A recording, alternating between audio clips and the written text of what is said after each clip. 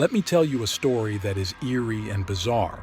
Though not overly terrifying, it's peculiarly strange, shared within a social group chat by a member recounting the experience.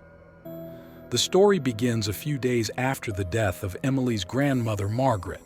Emily dreamt of her grandmother for 3 consecutive nights. The first night she saw Margaret returning home, rummaging through an old wooden wardrobe. Curiously, Emily asked what she was searching for, to which her grandmother replied, "My medication." Following the dream's clue, Emily indeed found the medication in the specified location the next day. On the second night, Margaret appeared in her dream again, this time revealing she had hidden a piece of gold, initially intended for Emily's mother but never given. Emily shared this with her grandfather, Edward. Following the dream's guidance, they found Margaret's jewelry in Edward's old suit pocket. These precious items were later distributed to Emily's mother and great-aunt. The third night's dream turned even more peculiar. Margaret, pulling along Emily's aunt and cousin, beckoned her to join them. Knowing well that her grandmother had passed away, Emily steadfastly refused to follow.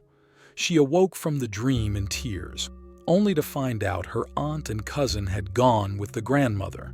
In the days that followed, Emily's grandfather Edward visited Margaret's grave, loudly rebuking it, and since then, Emily never dreamt of her grandmother again.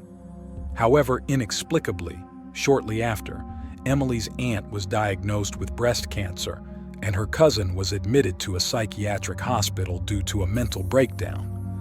Emily firmly believes that these tragedies were not related to Margaret, despite her deep love for her. She cherishes the affection and care her grandmother provided during her lifetime. It's said that Margaret was particularly fond of Emily's aunt and cousin, as their lives were fraught with hardship. The cousin's brother drowned in his youth, her father died of cancer, and the grandparents passed away, leaving them solely dependent on each other. Margaret's wish to take them away might have stemmed from her overwhelming affection for Emily, wanting to take her along, but Emily's inner strength and parental protection kept her from following.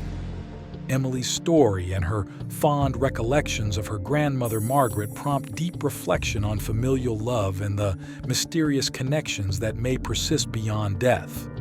Her grandfather later told her that on the night of Margaret's death, he saw her being taken away by 2 children and other figures, adding a layer of mystery to this unsettling tale.